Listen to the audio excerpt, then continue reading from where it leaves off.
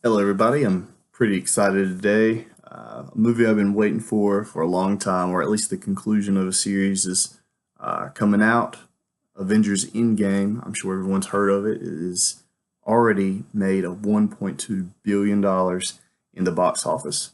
So that's a lot of money. And I was asked a question yesterday: are these movies such a big deal? Why do people care so much about superheroes and heroes in general? And I think it's a pretty good question. And if you look historically speaking into the past, we see that heroes have always been a big deal. And I think one of the useful aspects of a hero is that whether a hero is real or fictional, the society determines the values that they want to instill in their community. And then they place the heroes that they place at the top for everyone to look up to, all personify what it means to be the ideal person, what it means to be the ideal citizen. So, you have courage and selflessness and, you know, compassion and all these good attributes. And you instill them in these heroes that people grow up watching and idolizing for some. And they try to become that ideal. And it really helps to mold and shape us. I mean, it's happened throughout history.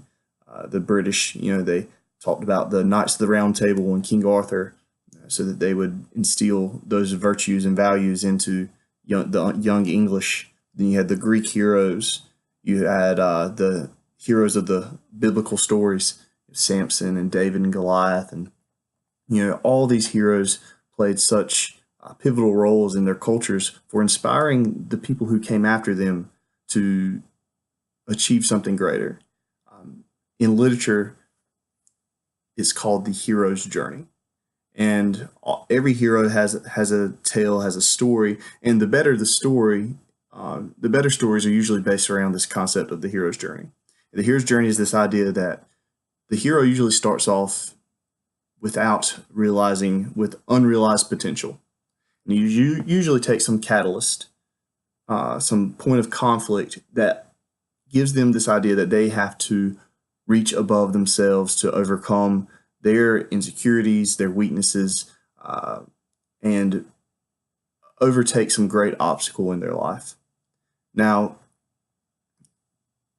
usually there's something that takes place for the person to achieve that, whether it's training or physical growth or just a confidence boost, or a sensei or a master that trains the person to prepare them for the fight to come.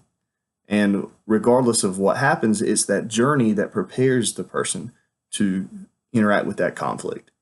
So, in most stories, after that hero's journey, the hero gets to a point where they can overtake whatever obstacle or whatever challenge it is that they face.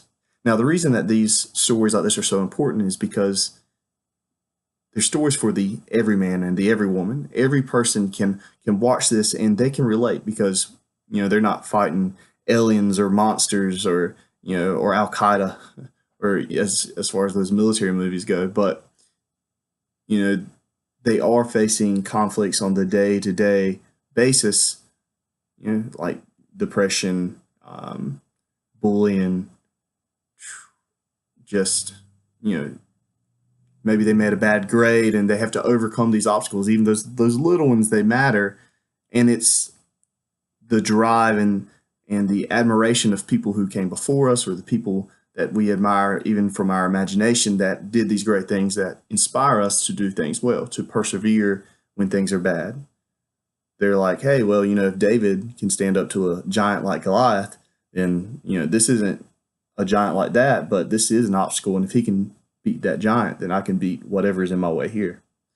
So it is important that we do continue to foster heroes, even in our culture, even imaginary heroes that have the values that we would like to see in our society: honesty and integrity, love and compassion, courage, the type of things that we want young people to grow up and see. I mean, uh, Western civilization has that base of Judeo-Christian values, and I think everybody can agree that we would all, well, not everybody, but Probably most people watching this would agree that those are the type of values we want to continue to instill in the future people, future young people. And I think those are the values that they won't say it, but if you watch the movies carefully, those are the values that you see being portrayed by even the modern heroes of Spider-Man and, Iron Man. And while they're not perfect, they do a good job of representing who we are as individuals. We all have our faults. We all have our downfalls, but we can overcome them through perseverance, through challenging ourselves to overcome those obstacles, to make ourselves better. And it's interesting when you look at your life and you say, what giants do I face on a daily basis? And you're never going to run out of a giant is one of the points, is that there's always going to be something that you have to persevere against. And this idea of a hero's journey kind of keeps you from that victimhood mentality of, oh, I'm trapped, I'm helpless, I can't do anything about my circumstances. You have to always be prepared to take that next challenge, to take on that next obstacle, no matter how strong it is or how big picture it is. It might just be getting up out of bed, maybe a small win for some people, but it is a win if they were thinking about laying in bed all day and giving up on the plans that they had. So every giant, every obstacle that you beat prepares you for the next one that you face.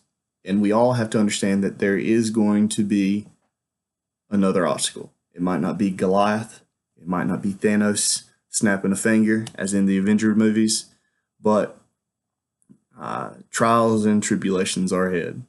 And that's just the nature of life. And it is those obstacles that can help define us. It is overcoming those that builds character, that makes us into stronger individuals that are ready to not only survive, but to flourish and to raise the next generation of kids with the ideals that you want to have. That's why I think that the Avenger movies are very popular, and superhero movies in general, is because they exemplify the ideal. And in a way that isn't on the nose. Like, nobody wants to go and watch a hero movie where the hero just solves everything so easily. Everyone wants to see the struggle because they relate to struggle. You relate to it because you see struggle every day. You see it in your home life, in your at work and at school. You see struggle. So we need to see the struggle in our heroes. We need to see that they have overcome something. That's one of the reasons that back in the day, the Superman sales plummeted, because Superman was so strong. He wasn't interesting to read about because he just blew away every problem he had. They had a hard time writing conflict for Superman. They actually had to weaken him down a little bit. That's why you have the introduction of Kryptonite, so that they could give more interesting stories. So the stories we tell each other and the stories that we as a culture and society find interesting and encourage are very important, because they can help direct our future. They can help instill the virtues that we as a society deem approvable and important for the development of our youth. So think about your giants. Think about the obstacles that you have to overcome as an individual, and think about what's the best way to overcome it. And think about if you need help with it, because in the Avenger movies, while they do have their standalone stuff, it also shows some teamwork. Our church community, or our body of Christ community, is that framework for the team. Reach out to one another, help each other, and grow individually as well. We have some praises today for our prayer list. Randy Bowen, he has been shown to be cancer-free, so that's great news. I know it's a big relief to his family members. And also, Anna Claire is strep-free, so lots of good news all the way around. We do want to keep Riley Meadows, her grandfather, still in our prayers. So it was good talking to everybody. Hope you enjoy this video, and expect another one after I see the movie this evening.